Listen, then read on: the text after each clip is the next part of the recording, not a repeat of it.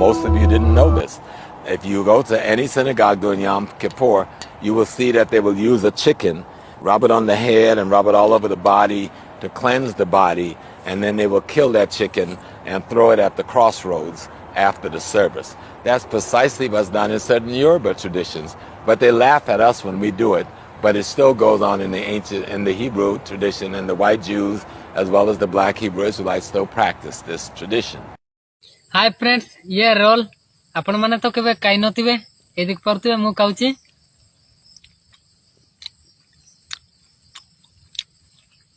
and the chanting and visuals and when you do that to them, you're actually terrifying them so much they split into a dissociative state, and now they go to a happy place in their head to cope with all this. They perfected this in ancient Egypt. The tomb of becoming a pharaoh as a little boy, you go in with a soul partner. One becomes the philosophical king and the other is sacrificed in front of the other. 10 sages violently rape one of the boys. Everyone in the tribe believes that that boy goes into that tomb and up into heaven, but what's happening is his flesh is being torn. He's being forced to eat his own flesh. He's being raped and murdered to death, and the other boy must stay in darkness for 3 nights and be resurrected. Why is this so important? Because when someone becomes king and is initiated by these dark sages this way, this king will never, ever turn on the people who have shown them the highest evil. Really, they're gods. So the kings can only be put into power if their mind is fractured, shattered into a dissociative state, not just fractured, way worse. And that's only in Egypt. It's all over. The best way to, for example, the best way to not piss away the family's wealth is not to give your fucking kids your $1 billion assets. It's to cut your kid's puppy's head off in front of them. Say, do as you're told and become a financier for the Bank of London. And they do it. This is trauma-based mind control. And I found out that you cannot have a mind slave without the symbols and rituals of Satanism. Well then, motherfucker, Satanism became real. It became real. So when you study this stuff, the only conclusion is Christ is king. That if there's people out there using Satanism to keep their fortunes, then the Bible's whole motto of the material world is ruled by the devil, it's actually correct.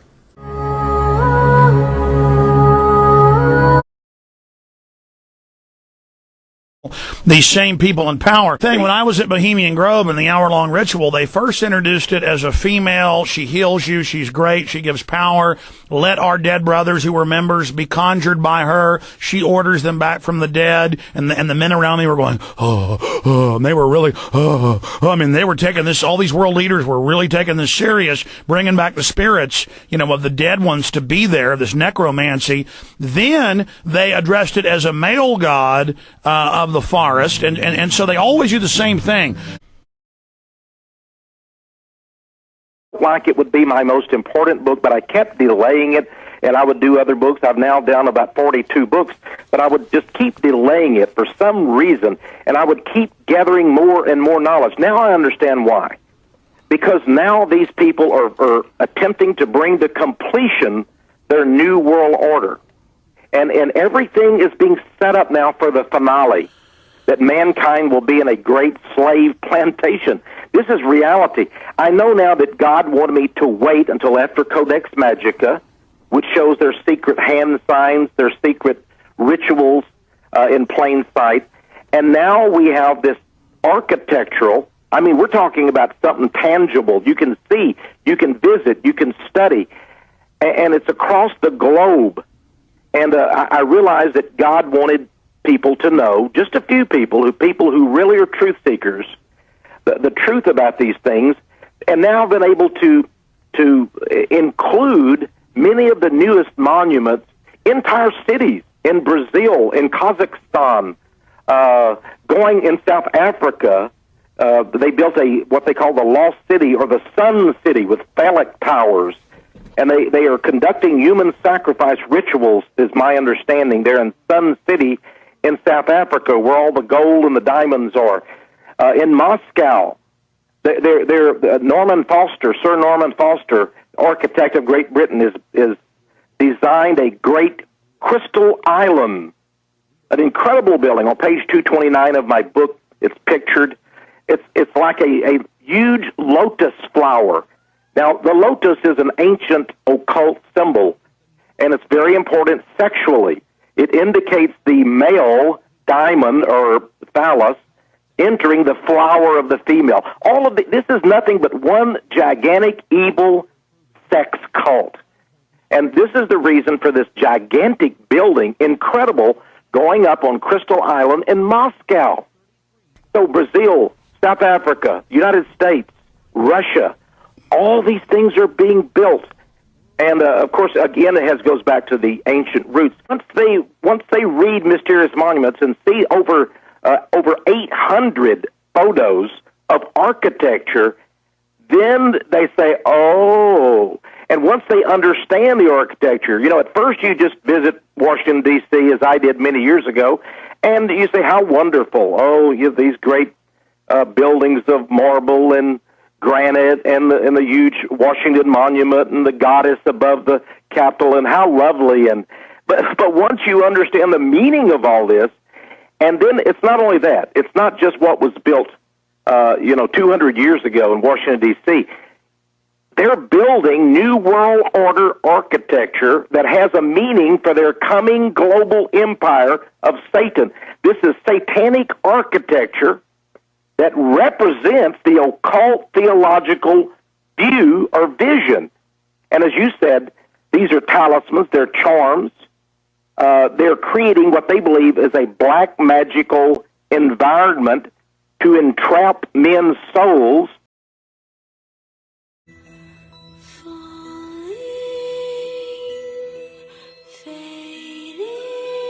And I saw a star fall from the heaven unto the earth, and to him was given the key of the bottomless pit.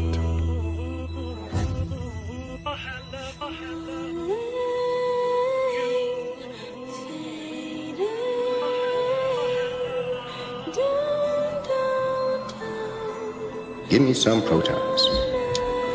In the coming periods, we will increase the energy of the beam to the world record of 6.8 tera electron volts, and then put the beams in collision. Occult is just a word meaning hidden. It's that which is hidden. Things such as like the checkered flows and stuff like that. So it's all symbolism, and it's all in some way interacting with energy to manipulate energy in a certain way. The satanic rituals are all the way they're conducted is to manipulate the energetic field, and what they do is do the same rituals in the same places over and over and over again. And what that does is it thins, because what these rituals are doing, like I said earlier, is they're interacting with these lower astral, quote, gods, demons, entities. And the more they do it in the same place, they thin out the dimensional difference at that point between our world and that world. And I've been described to me many times by Satanists how these entities in the major rituals slip through from their dimension into this one and appear in front of the Satanists. It's all symbolism, and it's all in some way interacting with energy to manipulate energy in a certain way. The Son and spiritual incarnation of the supreme deity, the all-seeing eye of Horus, Apollo, Osiris, above the unfinished pyramid on the Great Seal, represents that event.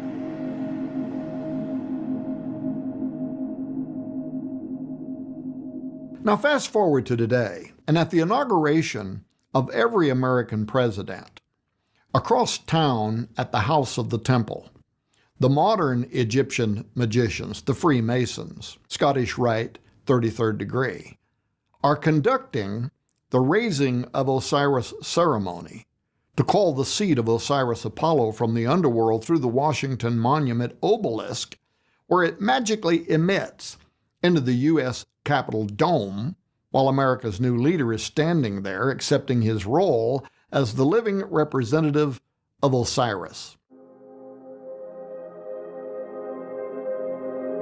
This is done in anticipation of the day when events are going to surpass parity, and the beast that was and is not shall ascend out of the bottomless pit and go into perdition, the Greek word Apollo. And they that dwell on earth shall wonder whose names were not written in the book of life from the foundation of the world, when they behold the beast that was and is not, and yet is. Revelation 17:8. The occult science of the ancient Magi is to be found enveloped in the enigmas that seem impenetrable in the rites of the highest masonry. So a Mason could really know this if he's high enough to get this book. So the occult science is in the highest Freemasonry. Now the normal Mason doesn't know this. He's just another soldier recruited with this double doctrine, one for the catechumens and one for the highest. Every Masonic lodge is a temple of religion. They'll tell you it's not. Morals and Dogma says it is. And here's the scary piece. The Bible is an indispensable part of the furniture of a Christian lodge.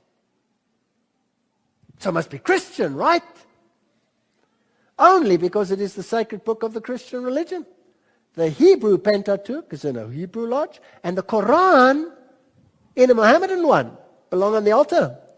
And one of these, and the square and the compass properly understood, are the great lights by which a Mason must walk and work. Which one of the three? Bible, Pentateuch, which is the same thing, or the Quran? Which one? An imam, and he told me that in the inner circles they know who they're worshipping. They know. But again, just like the Templars, the rest of Islam gets one doctrine and the inner circle gets another. In the inner circle there's no difference. There's no difference. They all work together. So which one is it? The Quran teaches that God is indignant if Jesus Christ is God, and that Jesus never died and there was no atonement.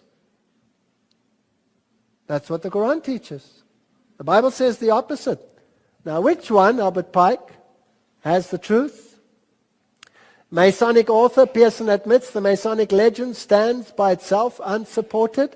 It is the Osiris of Egypt, the Mitra of the Persians, the Dionysius and the Bacchus. That's who they celebrate. So this is not Jesus Christ. So when they have their resurrection ceremony, they are not celebrating a resurrection in the sense of a new life in Christ. No. They are experiencing their immortality through their self-works. And then we read that the symbols came to have two meanings. This is very important. Esoteric and exoteric. The esoteric meaning understood only by a few and closely guarded. So what is esotericism? It's very hard to distinguish. The blue degrees, that's the lower levels of Masonry, but the outer court, not for the initiate. They are shown the symbols. It is not intended that he shall understand them, but it is intended that he shall imagine he understands them. So he's not even informed, you see. It says here, in Morals and Dogma, their highest source, that these mysteries were concealed by false explanations and misinterpretations to mislead those who deserve only to be misled. So only a few, even in Masonry, know what really goes on behind the scenes. So what do I mean by the secret spells of the English language? Well, let me share with you what I call our premier life sentence. And it goes something like this. We awake each morning and go off during the weekdays to earn the living at various jobs and undertakings until we come to the weekend. And this seems perfectly acceptable to most people. However, more people die between 6 and 9 on a Monday morning than any other time of the week. So I do what I call a translation of the English language, and I spell that Trance, with the idea that words cast spells. So when you translate that life sentence, you remember that a wake is a funeral party for the dead. Mourning is the state you're in when you attend a wake. And you would have to be in a weak daze to earn the living, since urns are for the ashes of the dead. We call our jobs undertakings. Job itself is a Hebrew word for persecuted. And what we get at the end of this perverse bargain with life is the weak end of the deal, as we become progressively weakened ourselves. And so our most prevalent greeting to each other is hello, the reverse of which is, oh, hell.